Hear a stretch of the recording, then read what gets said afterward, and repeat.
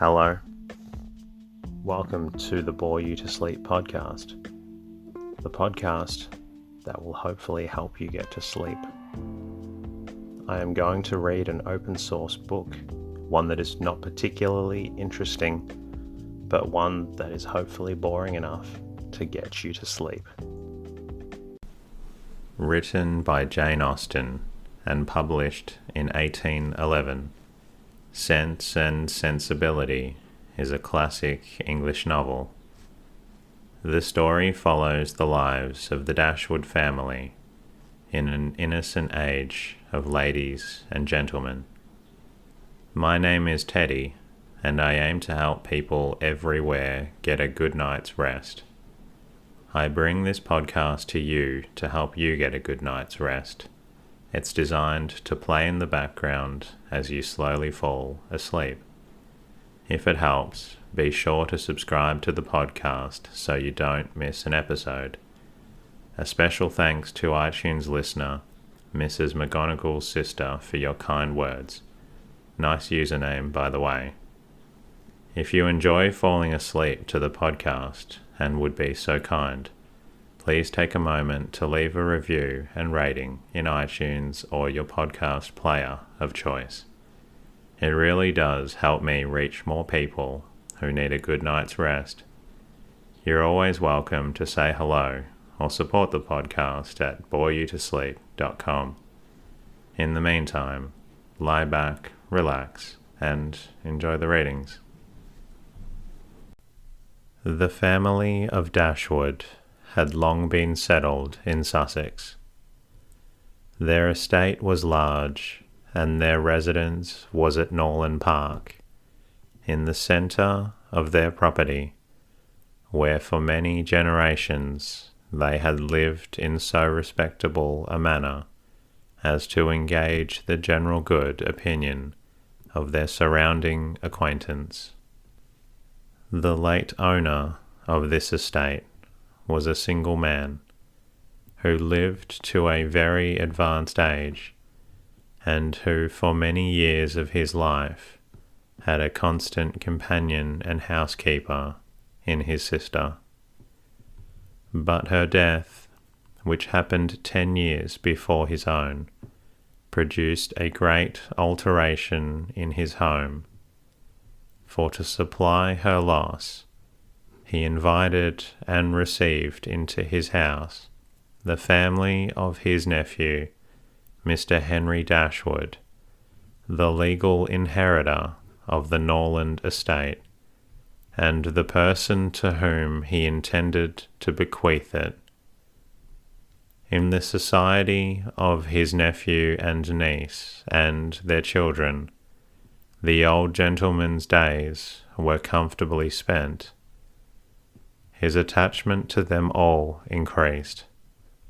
The constant attention of Mr. and Mrs. Henry Dashwood to his wishes, which proceeded not merely from interest, but from goodness of heart, gave him every degree of solid comfort which his age could receive, and the cheerfulness of the children added a relish to his existence. By a former marriage, Mr. Henry Dashwood had one son, by his present lady 3 daughters.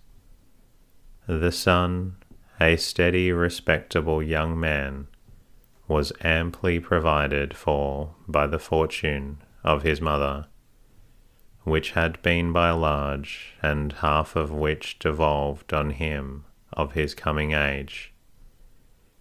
By his own marriage, likewise, which happened soon afterwards, he added to his wealth. To him, therefore, the succession to the Norland estate was not so really important as to his sisters, for their fortune, independent of what might arise to them from their fathers inheriting that property, could save but be small. Their mother had nothing, and their father only £7,000 in his own disposal.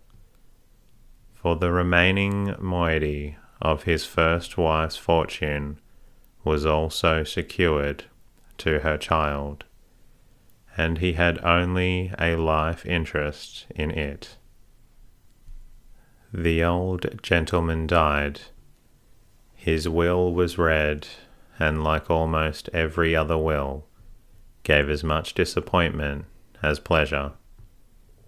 He was neither so unjust nor so ungrateful as to leave his estate from his nephew, but he left it to him on such terms as destroyed half the value of the bequest. Mr. Dashwood had wished for it more for the sake of his wife and daughters than for himself or his son. But to his son and his son's son, a child of 4 years old, it was secured in such a way as to leave to himself no power of providing for those who were most dear to him, and who most needed a provision by any charge on the estate, or by any sale of its valuable woods. The whole was tied up for the benefit of this child, who, in occasional visits with his father and mother at Norland, had so far gained on the affections of his uncle, by such attractions as are by no means unusual in children of 2 or 3 years old, an imperfect articulation, an earnest desire of having his own way, many cunning tricks, and a great deal of noise as to outweigh all the value of all the attention which, for years, he had received from his niece and her daughters. He meant not to be unkind, however, and as a mark of his affection for the 3 girls, he left them £1,000 apiece. Mr. Dashwood's disappointment was, at first, severe, but his temper was cheerful and sanguine, and he might reasonably hope to live many years, and by living economically lay by a considerable sum from the produce of an estate already large, and capable of almost immediate improvement.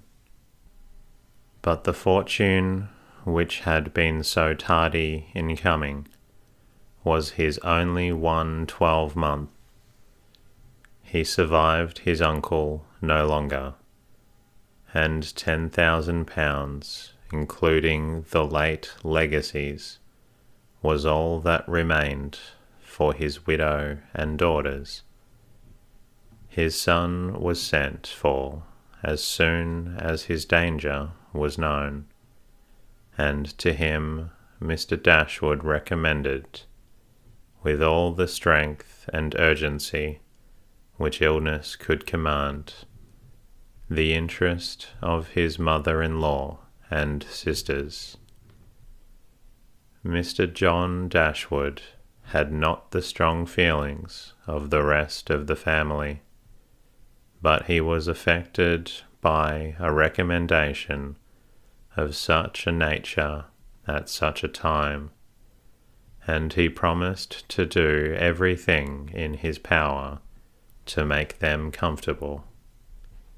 His father was rendered easy by such an assurance, and Mr. John Dashwood had then leisure to consider how much there might prudently be in his power to do for them.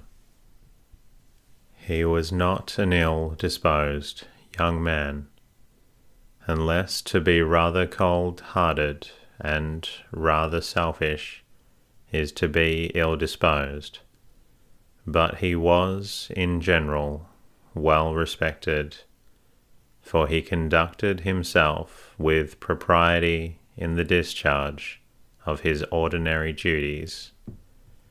Had he married a more amiable woman, he might have been made still more respectable than he was. He might even have been made amiable himself, for he was very young when he married, and very fond of his wife. But Mrs. John Dashwood was a strong caricature of himself, more narrow-minded and selfish. When he gave his promise to his father, he meditated within himself to increase the fortunes of his sisters by the present of £1,000 apiece. He then really thought himself equal to it.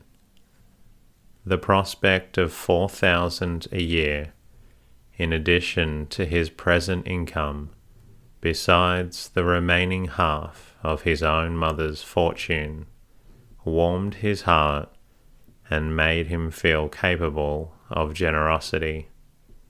Yes, he would have given them £3,000. It would be liberal and handsome. It would be enough to make them completely easy. £3,000. He could spare so considerable a sum with little inconvenience. He thought of it all day long, and for many days successively, and he did not repent. No sooner was his father's funeral over than Mrs. John Dashwood, without sending any notice of her intention to her mother-in-law, arrived with her child and their attendants. No one could dispute her right to come.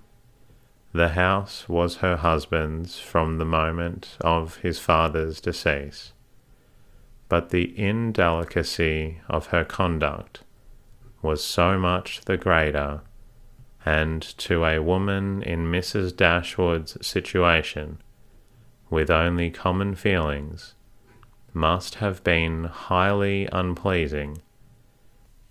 But in her mind there was a sense of honour so keen, a generosity so romantic, that any offence of the kind, by whomever given or received, was to her a source of immovable disgust. Mrs. John Dashwood had never been a favourite with any of her husband's family, but she had no opportunity till the present of shewing them with how little attention to the comfort of other people she could act when occasion required it.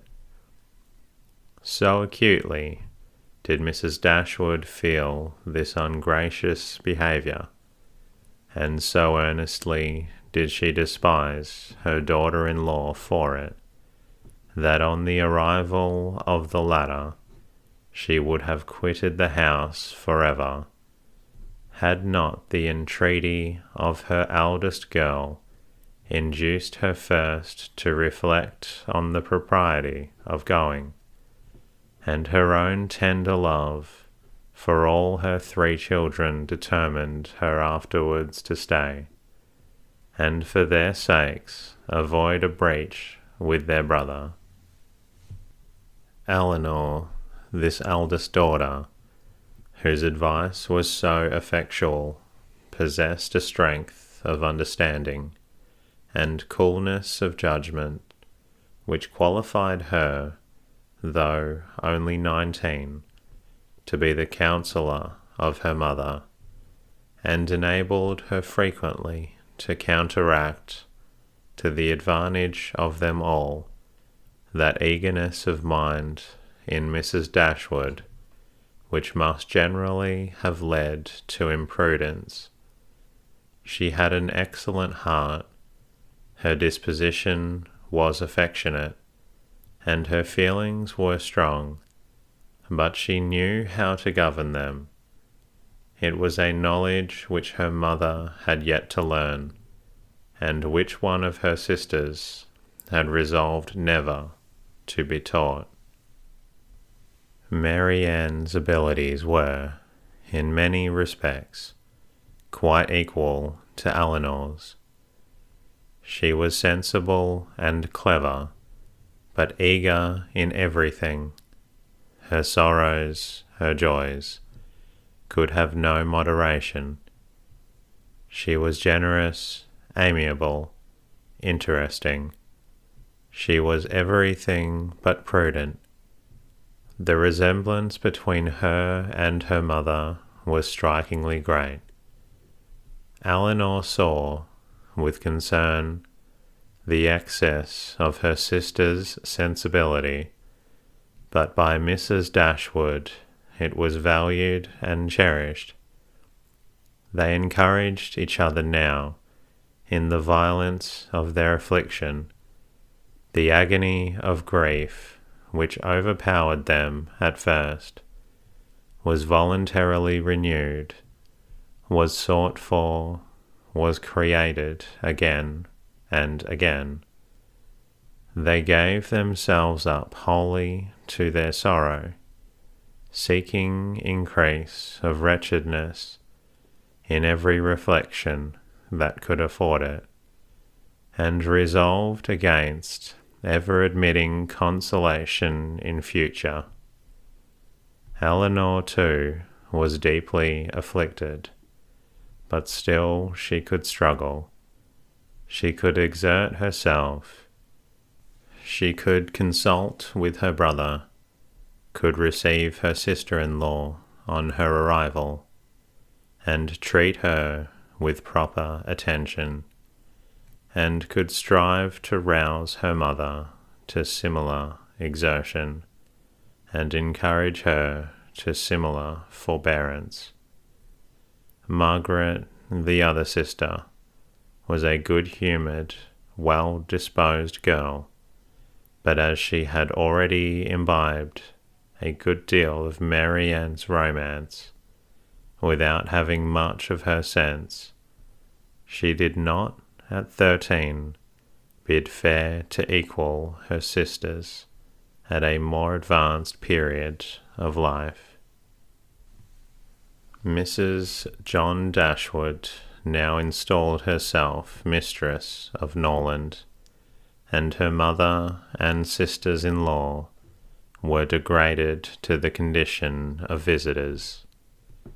As such, however, they were treated by her with quiet civility, and by her husband with as much kindness as he could feel towards anybody beyond himself.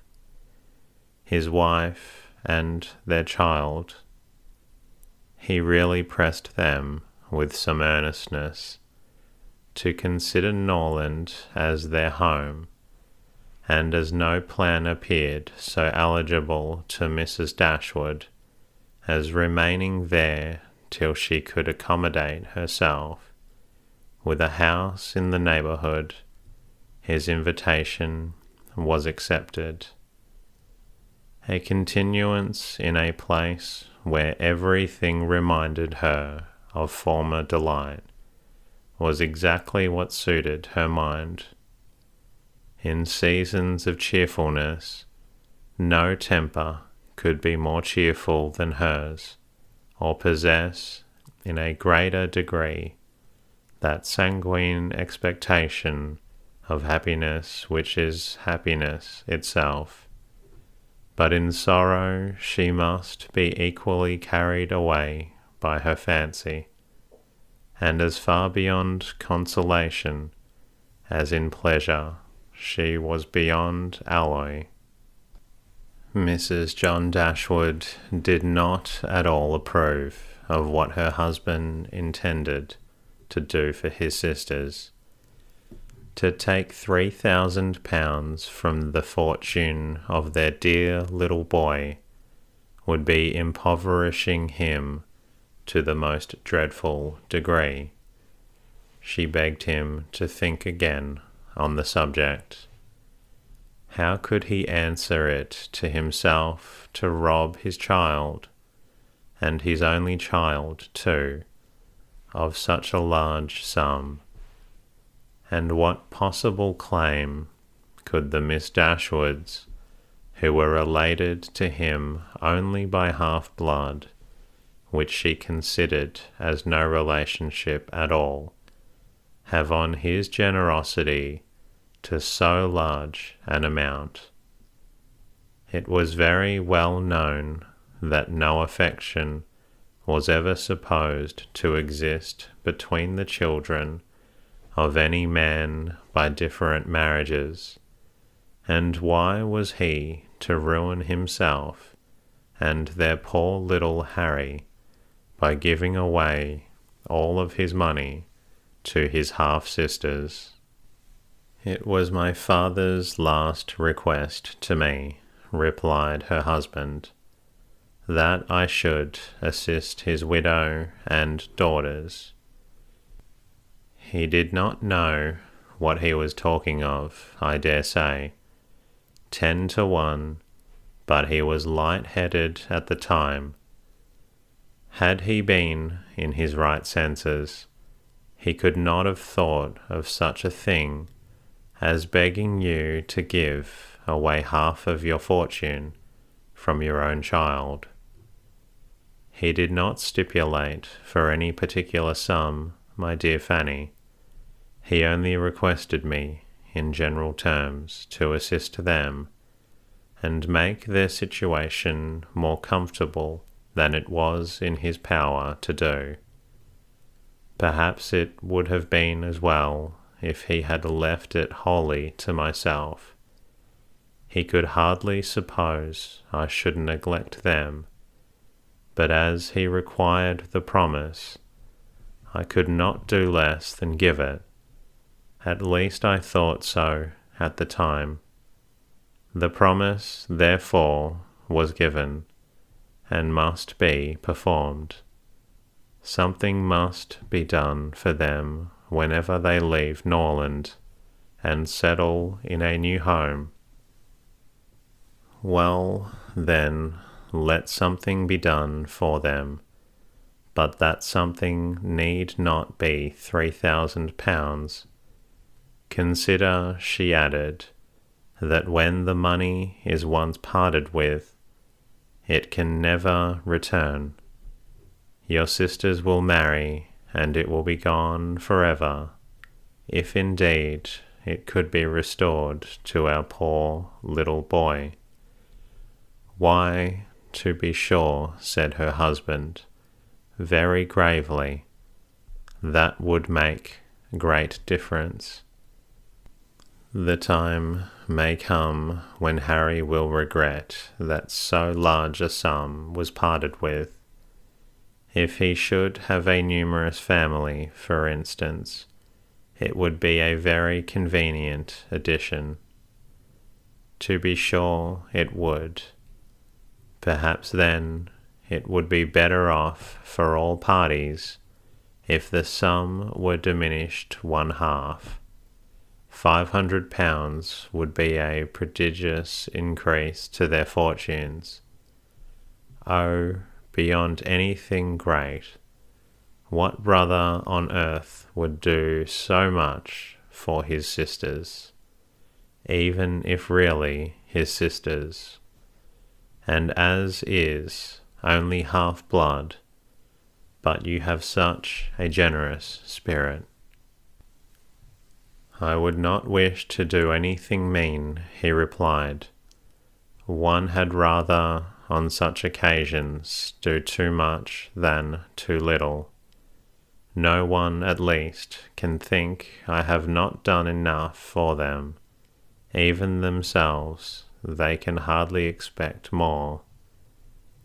There is no knowing what they may expect, said the lady. But we are not to think of their expectations. The question is, what you can afford to do. Certainly, and I think I may afford to give them £500 apiece. As it is, without any addition of mine, they will each have about £3,000 on their mother's death, a very comfortable fortune for any young woman. To be sure it is, and indeed, it strikes me that they can want no addition at all. They will have £10,000 divided amongst them.